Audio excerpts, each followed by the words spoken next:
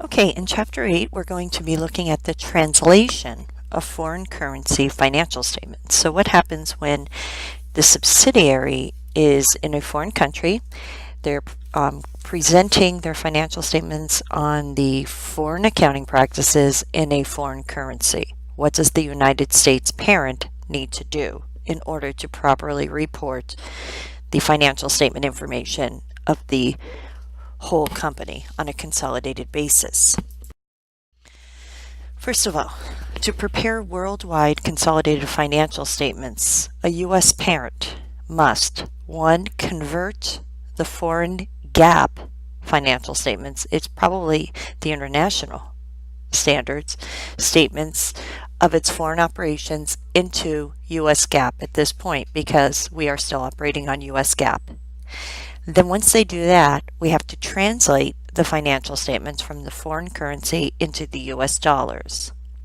Now this conversion and translation process is required whether the foreign operation is a branch, a joint venture, majority-owned subsidiary, or affiliate accounted for under the equity method. So what we're saying here is it doesn't really matter. It's just not subsidiaries that need to this process has to be done with. Now, how do we do these translations? Well, there's two major approaches, and on page 366 we want to make sure we understand what this current and historical items are. And under exchange rates used in translation, there's the historical exchange rate. Now, the historical exchange rate is the exchange rate that existed when a transaction occurred. The current exchange rate is the exchange rate at the date of the financial statements, so of the balance sheet. So depending on what method is used will determine, do you use the historical exchange rate or the current exchange rate? Now, what's the big deal there? Well, a lot, because the date of a transaction, we say, oh, that's historical cost, right? So in a foreign currency, that's a historical cost. But at the balance sheet date, that historical cost may or may not still be in place, because foreign currency exchange rates change over time, which results in a gain or a loss on translation, depending on which way it moves. So we are going to focus on how do we determine the gain or loss in currency translations every year, and where do we report it? A gain or loss, is it reported on the income statement, or is it reported in other comprehensive income? Now, as you can see there are two methods that are acceptable: the temporal method and the current rate method. Now, we're going to be talking about why you would pick either one, but GAAP accepts either one at the current time. Here's what you would use exchange rate wise to convert from the foreign currency to the dollar. Cash, marketable securities, and inventory at market, you would use the current rate under the temporal method. Inventory, prepaid expenses, property, plants, and equipment, and intangible assets use the historical rate, exchange rate, meaning the exchange rate at the time the asset was purchased. Current liabilities use the current rate. Deferred income uses historical. Long-term debt, current. So you see more of those cash items use current. Now, capital stock and additional paid-in capital use the historical. Retained earnings, you're going to see we actually calculate it. It's a composite of different rates. And then dividends, you use the historical rate at the date of the dividend under the temporal method. The income statement under the temporal method, you convert revenues and most expenses by the average rate for the year. Cost of goods sold under the temporal method uses a historical, as well as depreciation and amortization. Now, under the current rate method, it's mostly the current rate. You could see there, almost all assets and all liabilities use the current exchange rate to convert from the foreign currency to the dollar. Its capital stock and additional paid-in capital and dividends are treated the same as under the temporal method. As far as the income statement conversion goes, use the average rate for the year. So the temporal method is more of a complex method. It's more involved because you're using different types of rates, where the current rate method is pretty straightforward. Now, the two major translation methods and the two possible treatments for any translation adjustments give rise to four possible combinations. Under the temporal method, if you have a gain or a loss in translating your balance sheet and income statement items, under this method, does it go in the income statement or can it be another comprehensive income? The current rate translation method could also come to a gain or loss. Do we put it on the income statement or do we put it on other comprehensive income? On page, let's get through there. We're moving along here. Oh, it's back here. Oh, no, it's not. It's up here more. Let's see.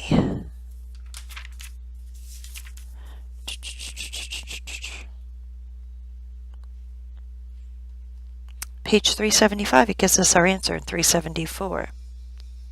Under the temporal method, you use the gain or loss in net income. You use combination A. Under the current rate method, you use combination D. Now, who should use the temporal? Who should use the current rate? If a subsidiary uses a US dollar perspective to translation, so most of their transactions are already recorded in US dollars, they use the temporal method. If the subsidiary has more of a local currency perspective, so they operate independent of their US parents, they'll use the current rate method. So once again, there's some judgment here on management, okay?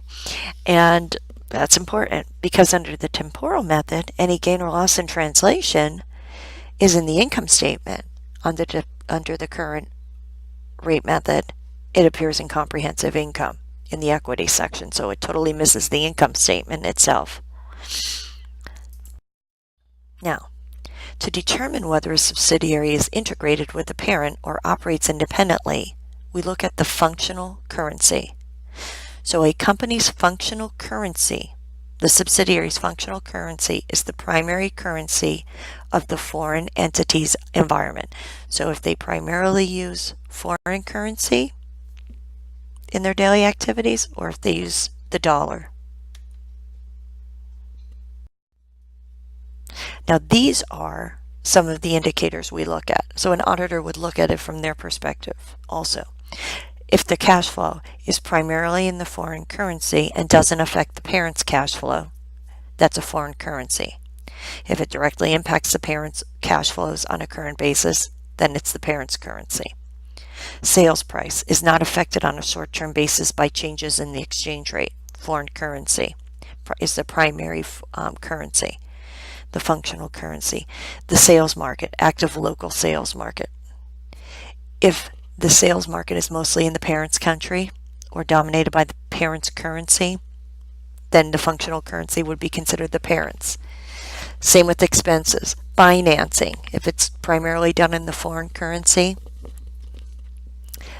Intra-entity transactions, if there's a low volume of them between the foreign subsidiary or the foreign entity and the parent, more of a foreign currency approach.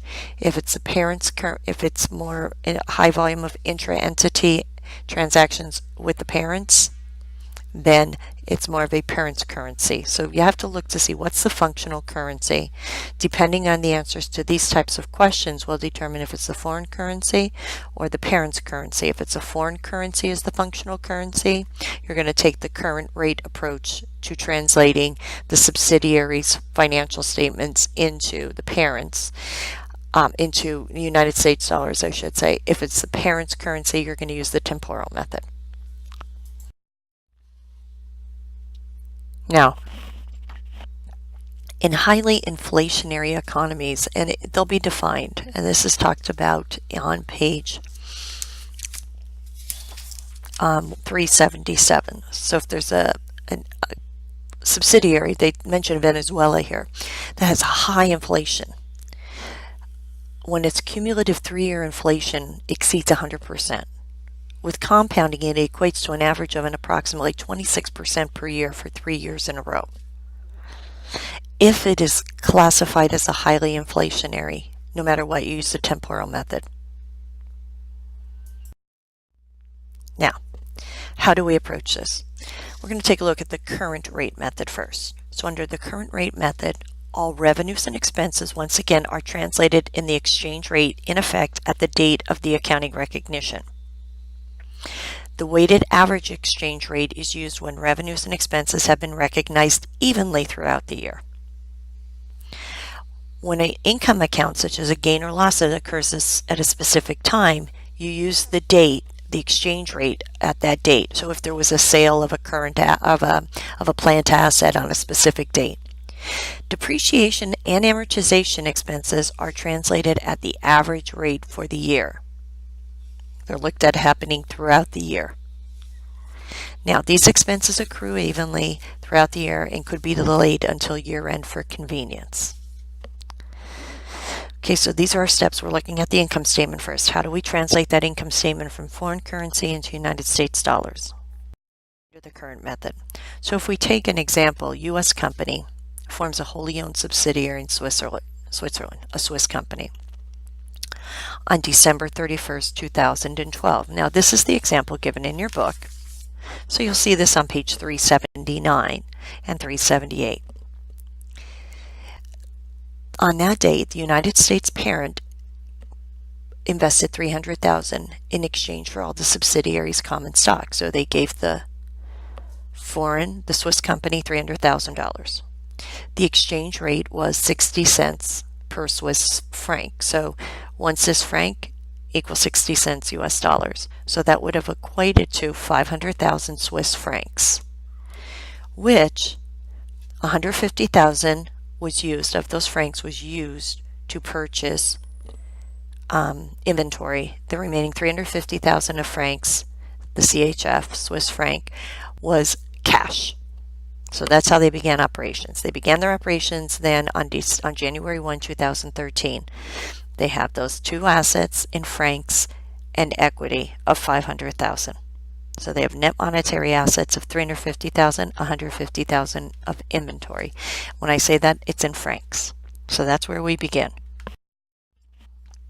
Now, during the year, these are the exchange rates that occur. As of January 1, 60 cents. They bought some property, plant, and equipment during the year when the exchange rate was 61 cents per franc. They bought a patent on April 10th.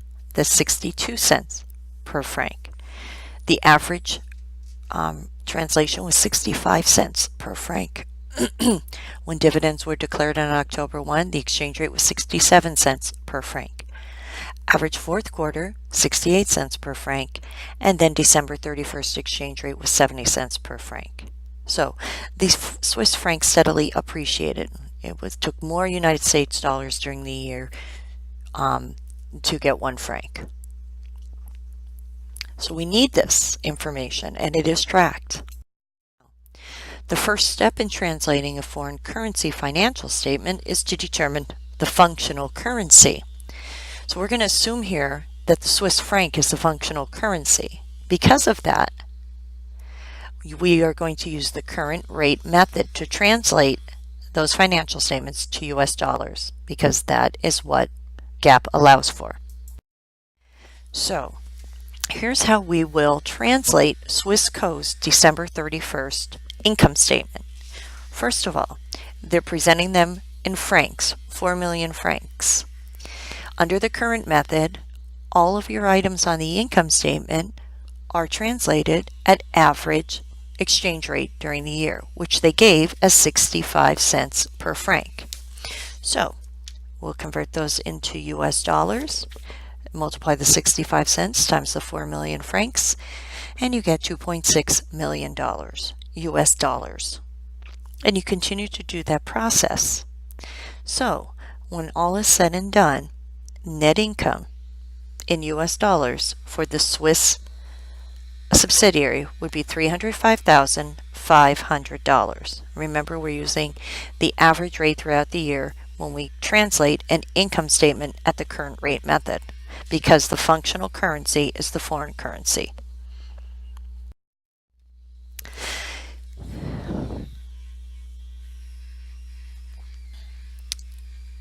Okay, there we go again. Everything's used for the average. Now, the next financial statement we're going to convert is the statement of retained earnings. That is converted a little differently. It starts at 1/1 of 2013 because it's a brand new company at 0 retained earnings. Net income is determined from above. So whatever you got from your income statement translation is what you put into net income. Now, everything on the income statement was translated at average exchange rate. So if we take the 470,000 francs here and use the average rate throughout the year, just verifying, you will get 305,500 in US dollars. That's not the case though when we use the temporal method. So we'll see that in a few minutes. Now the dividends, remember, under this method, even though it's called the current rate method, we still use the historical rate at the date the dividends were declared. So at dividend declaration date, it was 67 cents per franc. So it was 150,000 francs that were given out, 67 cents, that translates to $100,500. Finish your computation in US dollars. Retained earnings at December 31st, 2013 will be $205,000. Now we move to the balance sheet. Now under the balance sheet, the current rate is used, not the average rate. The current rate is used at the date of the balance sheet, which came out to be 70 cents per franc. So just multiply that 70 cents times the number of francs in each category. You'll see there your total assets come out to be $1,169,000. Then we convert the accounts payable and the long-term debt at the current rate, which come out to be $595,000. Now, we finish off by doing common stock and additional paid-in capital. They're always converted at historical rates. Always, even when you're using the current rate or the temporal. So we look and see, when was the common stock and additional paid-in capital accounts or amounts in those accounts established? That's the exchange rate date we use. So it was 60 cents per franc. So your common stock and additional paid-in capital come out to be $300,000. Add in your retained earnings. Now, once you do all that, $595,000 were your total liabilities, plus your $300,000 of common stock and additional paid-in capital, plus your retained earnings. At this point, your assets should equal liabilities and equity, but they're not going to, because you use different rates for different conversions. So now you have to figure out, how much am I off by? Well, assets are $1,169,000.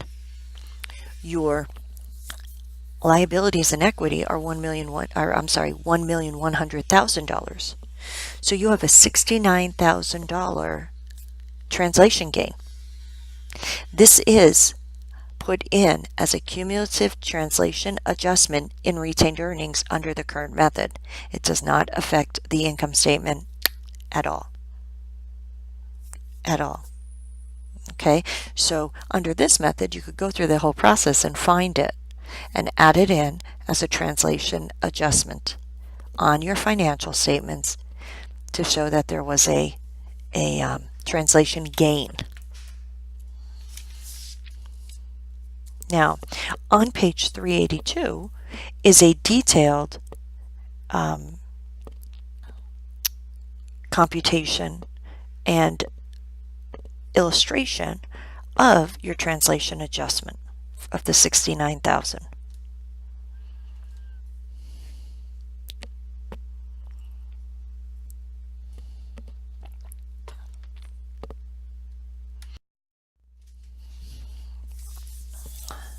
There it is again. There we go. These are the things that I was talking about. Remember, we're not converting the retained earnings statement again. Our balance again, we're taking it right off whatever we converted on the statement of retained earnings. Okay, and then we have the cash flow statement, which I'm going to kind of fly over that. You can see operating activities are converted at the average. Your investing activities and financing activities are done at their historical. So you would need to know the dates of those cash flows.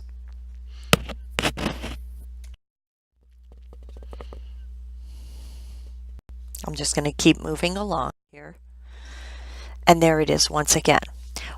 If you wanted to do this on an aside, like we did in the book here, your net asset balance in francs is 500,000 francs at the beginning of the year, converted to $300,000.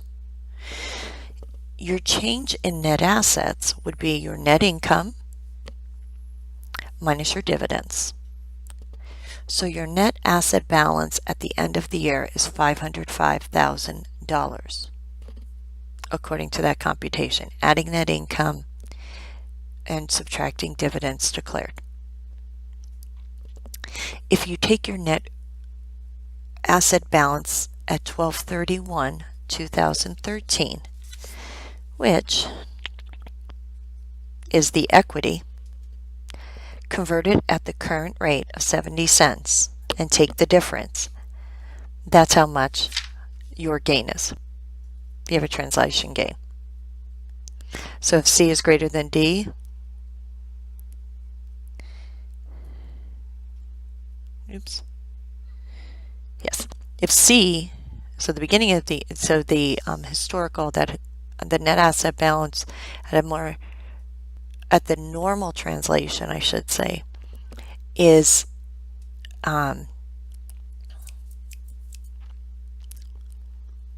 more than at the current exchange rate, you have a loss. If it's less, you have a gain.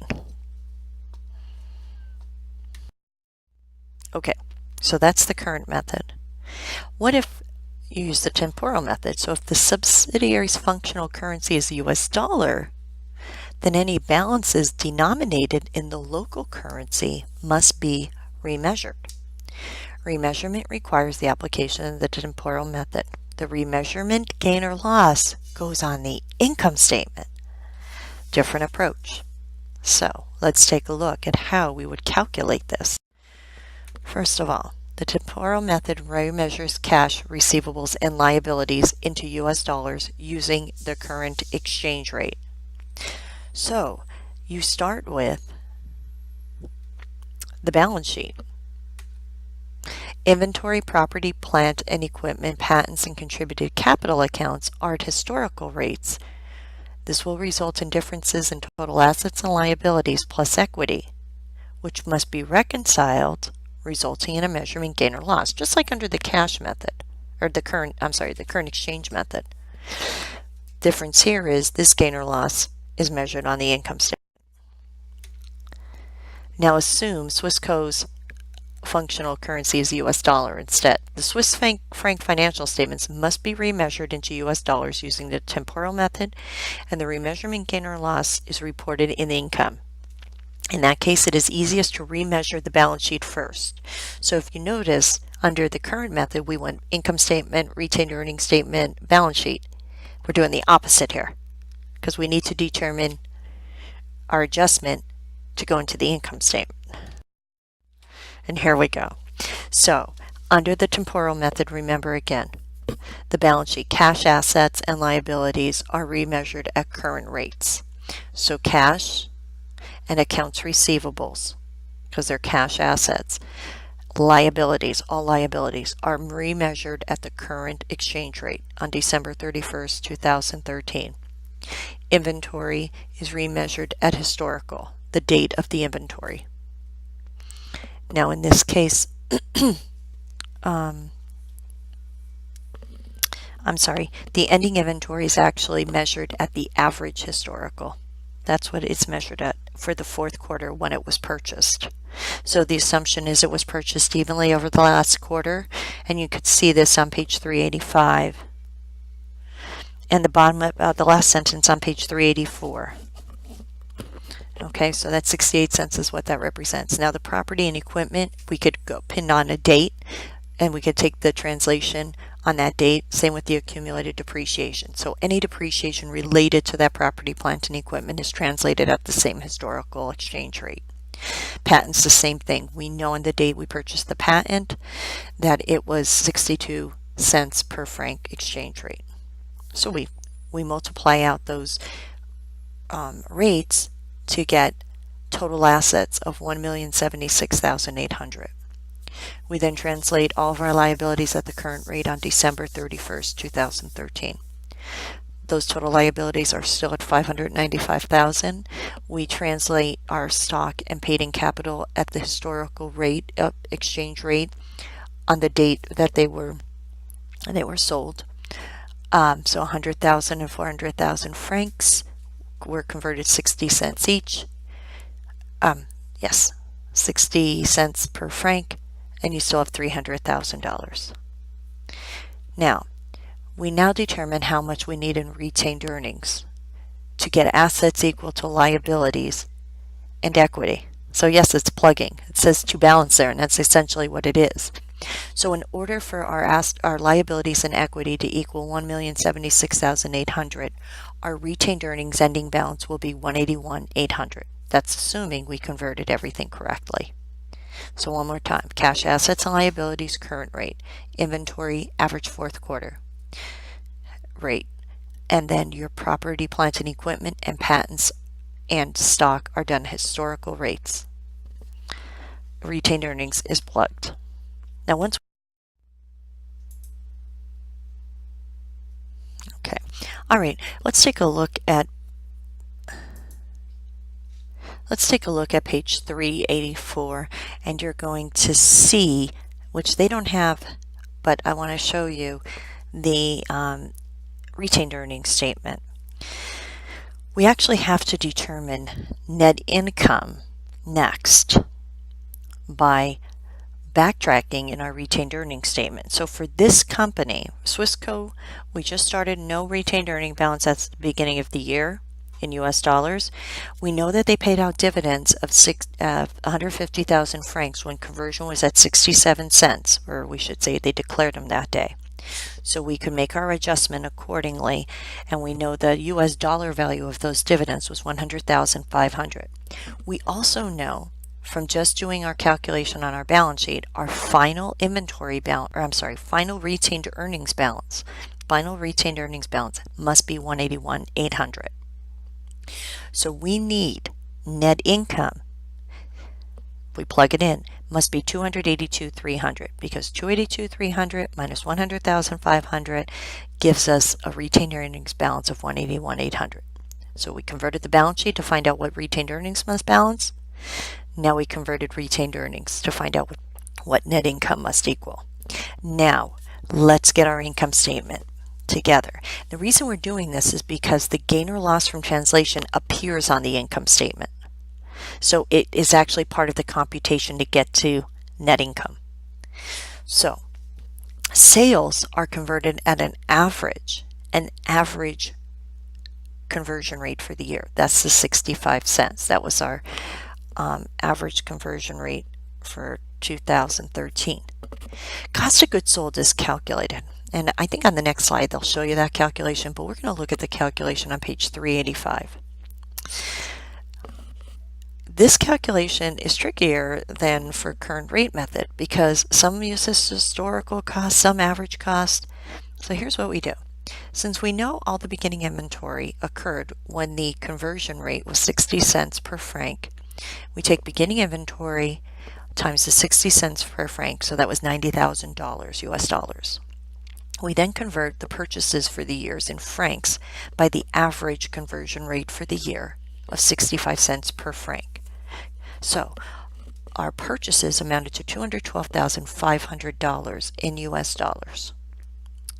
We then subtract ending inventory at an average for the fourth quarter, because the assumption is here that the inventory was purchased evenly throughout the fourth quarter. So we find an average exchange rate for just the fourth quarter. So 400,000 francs times 68 cents per franc, $272,000. Subtract your ending inventory from your purchases plus beginning inventory, and you get a cost of goods sold of $1,930,500. So it's not an easy, oh, it's 70 cents per franc. You have to calculate it. Beginning inventories at historical, purchases at your average rate for the year, and ending inventory, it all depends. It could be a one-day purchase, or it could be an average for the fourth quarter. So you would need to look at that.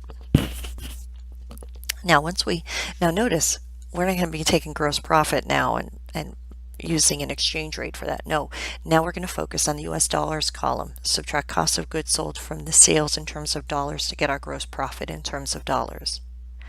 Now, depreciation expense is converted at the historical rate when the asset was purchased. So the historical rate on that date was 61 cents. So whatever we converted the plant assets for, we'll convert depreciation expense the same way, $61,000. 62 cents per franc was the exchange rate when the patent was purchased. We'll convert the amortization expense at that rate. That's what I mean. It's a little bit more complex, detailed, more steps. All other expenses are converted at the average rate for the year under the temporal method. Add those expenses up, subtract them from gross profit. So notice we're not converting the 670,000 francs by using an exchange rate. No, because we're converting different components within the income statement at different rates. So it's not as easy as the current exchange method. So we'll come up with basically operating income of $459,300. I'm sorry. No, we're not. Yes, we are. Yes, we are. $459,300. Now we're going to convert the income taxes at the average rate for the year. So the average 65 cents per franc, $200,000 of income taxes, $130,000 of income tax. Now if we just take that according to our conversion,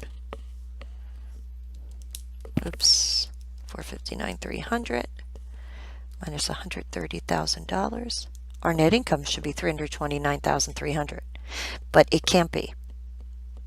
Okay, we have to subtract from it what we need net income to be, $282,300. So there's actually a $47,000 translation loss from converting the foreign subsidiaries' financial statements into US dollars, from francs to dollars. And we remeasure and show that loss on the income statement itself. So we plug that in to get from what our translation got our net income to what our net income needs to be. They do a detailed computation of that on page 385 to show you how it really is 47,000 by converting monetary assets and the other assets involved and comparing them to if we just took all the net monetary assets of $520,000 in francs, converted them at the current rate on December 31st, 2013. That's supposed to be, it would have been 364,000. Our conversion.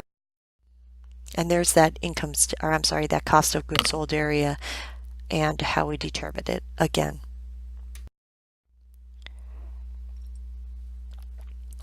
There we go. That's what we were just talking about. There's your retained earnings conversion.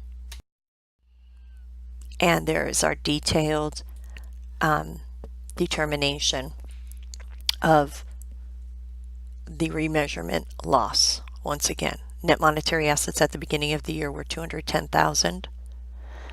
350,000 times 60 cents. The increase in monetary assets from sales were $4 million at 65 cent a conversion. Purchases, your expenses, your income taxes, all being converted at their historical rates or some type of average. Acquisition of your patent, your PP&E, and your dividend declaration would lead to net monetary liabilities of $317,000. Net monetary liability because it ends up being negative. Net monetary liabilities francs are 520,000 times the current rate of 70 cents would have given us a $364,000 conversion. So our conversion led to a loss. And that's the temporal method. It's also statement of cash flow. In remeasuring the statement of cash flow, the US dollar for net income is taken from the remeasured income statement. Okay, so that's that 282,300. And then you go through and use the different rates. You could take a look at that. I'm not focusing on that as much. I'm focusing on that balance sheet, income statement, statement of retained earnings.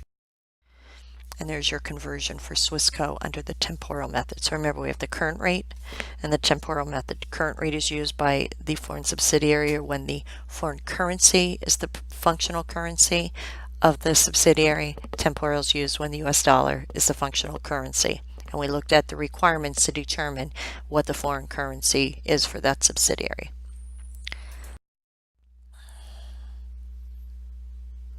There's your statement of cash flow. Okay, so if the Swiss franc is the functional currency, consolidated net income, total assets, and total equity would be higher than if the US dollar was the functional currency under the temporal method. So you see that? You can see that the current net income using the current rate method is 305,500 under the temporal 282,300.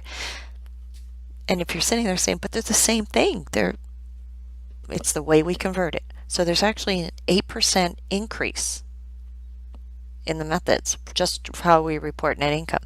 Total assets would be reported at a higher rate of 8.6% more. Total equity, 19.1% more. The return on equity, however, would be higher under the temporal method. So there's a decrease in the current rate. If any accounts of the foreign subsidiary are denominated already in a currency other than the local currency or the US dollar, they would first have to be restated to the local currency. So you have even more issues if that's the case. Both the foreign currency balance and any related foreign exchange gain or loss would then be translated into the US dollar. So there's even more complexities that could occur if a foreign currency does record any transactions in a different currency than what their functional currency is considered. Okay, so that's the guts of our chapter there. Now, of course, we have hedging, right?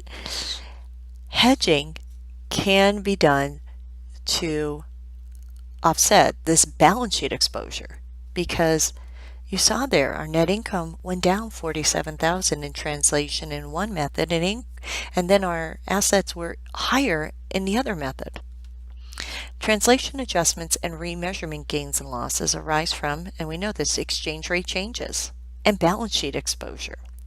Balance sheet exposure can be hedged through derivatives, just like we saw in the past chapter, either in forward contracts or foreign currency options, or through non-derivative instruments, foreign currency borrowings. Ironically, in seeking to avoid unrealized translation adjustments, realized foreign exchange gains and losses can occur. Now, and what are they talking about? Remember, this translation adjustment is not realized in cash. You didn't lose cash on it. It's just saying you would have lost cash if you basically liquidated everything.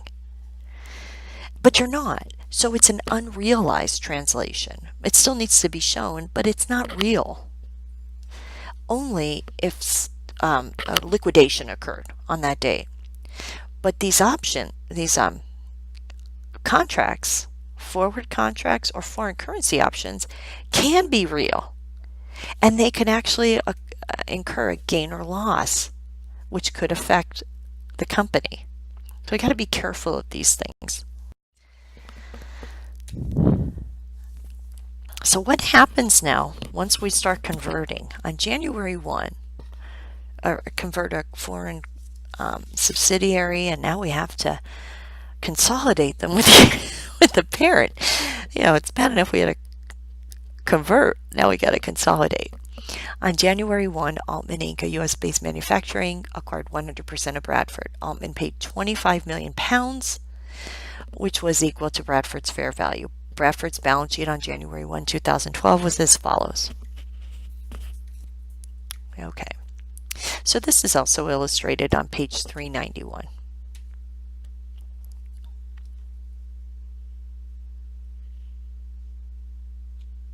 Now, the $2,300,000 excess fair value over book value results from undervalued land, part of plant and equipment, and is not subject to amortization. Altman uses the equity method to account for its investment in Bradford. Okay. First of all, on December 31st, 2 years after the acquisition date, Bradford submitted the following trial balance for consolidation. Credit balances are in parentheses. So this is in terms of pounds. Cash, accounts receivable, inventory, property, plant, and equipment, accounts payable, long-term debt, common stock, retained earnings, and there's their income statement information. Although Bradford generated net income of £1,100,000 in 2012, it declared or paid no dividends that year. Other than payment of dividends in 2013, no intra-entity transactions occurred between the two affiliates. Altman has determined that the British pound is the functional currency, so we could use the current rate method to do the conversion.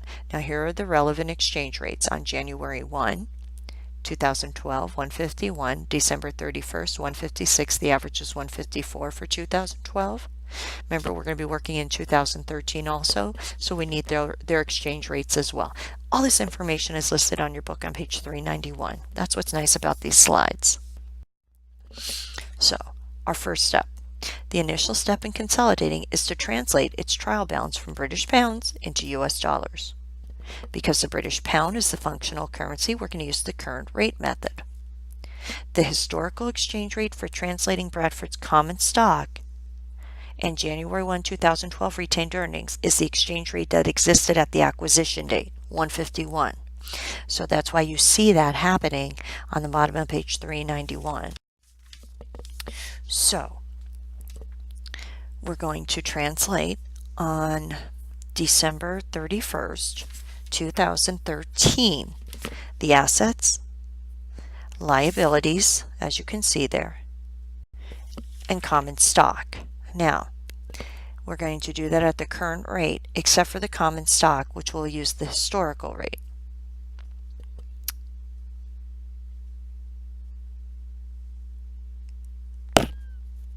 Now, the retained earnings balance on 1/1/2012 for this company was £2,700,000. We convert that beginning retained earnings at historical cost because we bought an existing company here. The parent bought an existing company. It was $1.51 per pound was the conversion. So that's $4,077,000. Net income is converted at an average rate because under the current method, that's what you use for the whole income statement. So the retained earnings balance at December 31st, 2012, $5,771,000. Now, we take the 918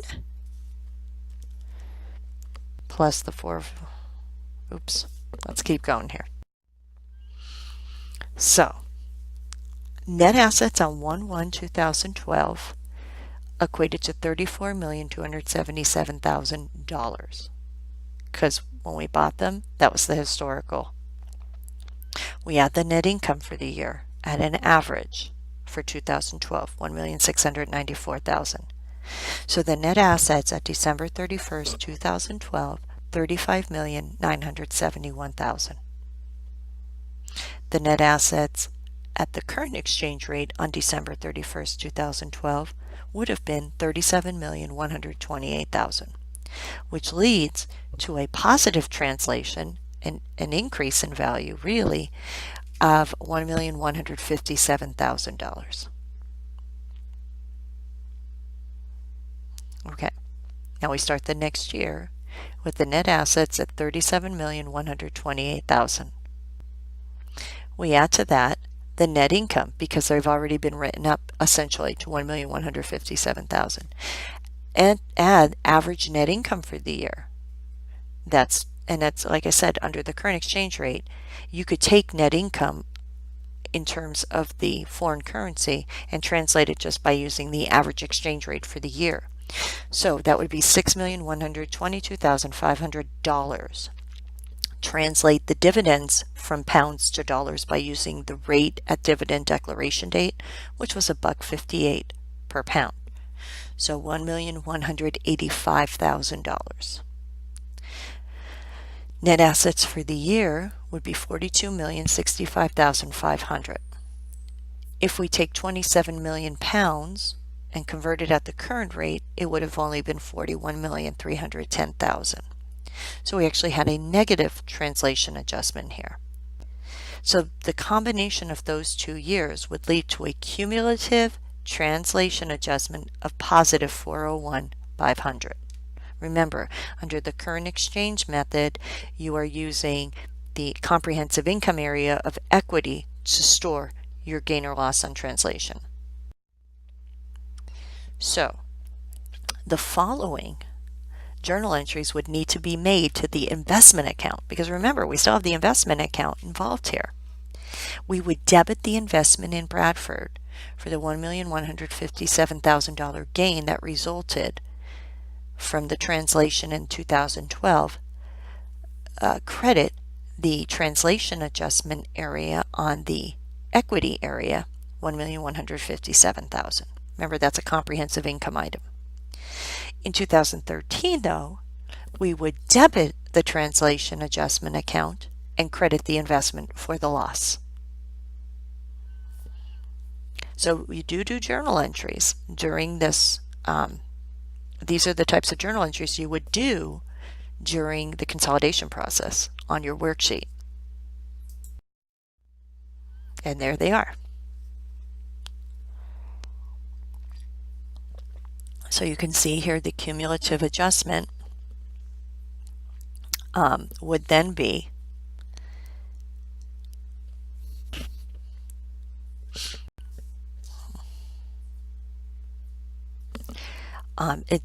the cumulative adjustment on Bradford's books would need to be eliminated and taken out of the investment account during elimination. And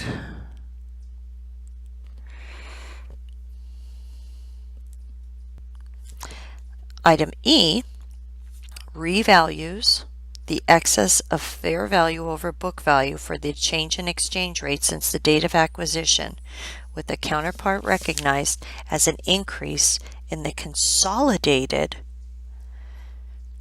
cumulative translation adjustment. So let's take a look here. US dollar equivalent at 12/31/2013 on 2.3 million pounds.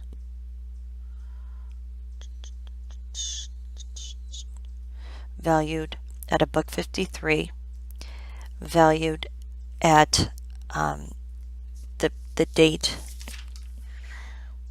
Oh, okay.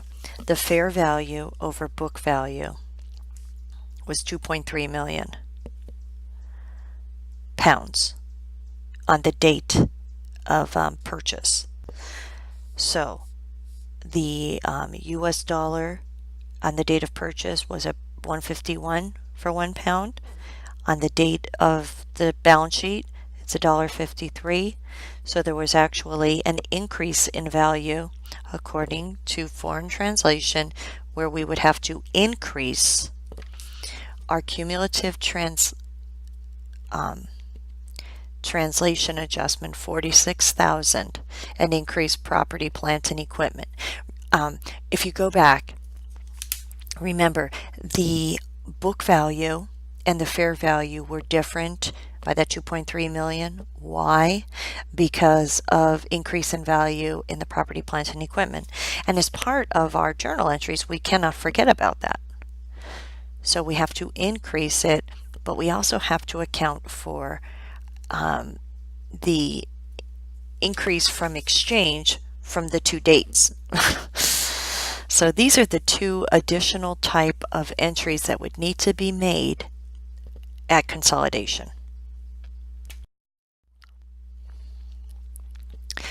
IFRS and US GAAP are consistent on most points. However, IFRS has a hierarchy of characteristics for determining functional currency, and the method used to translate statements from a hyperinflationary country differs. So basically, they do follow, you translate according to the current rate and the temporal rate, depending on what the functional currency is of the subsidiary. So our summary. The translation of foreign currency financial statements is an important accounting challenge. We could see that. And from your comments on Chapter 7, you can see it gets complex. But it's important to know because the world is global. You know, businesses are dealing all the time with foreign subsidiaries. The two primary methods used are the temporal and current rate methods, and we looked at both in detail. When the foreign operations functional currency is their local, use the current. When it's the US dollar, we use, or if it's a high inflationary economy, we use the temporal. We continue to do our consolidation once we translate, and we add any additional journal entries that would be necessary because it is a foreign subsidiary in our consolidation process. I strongly urge you to take a good look through pages 393 and 394 and make sure you understand where these numbers are coming from. Also, the comprehensive problem at the end of the chapter is invaluable for helping you really see a good example of the differences.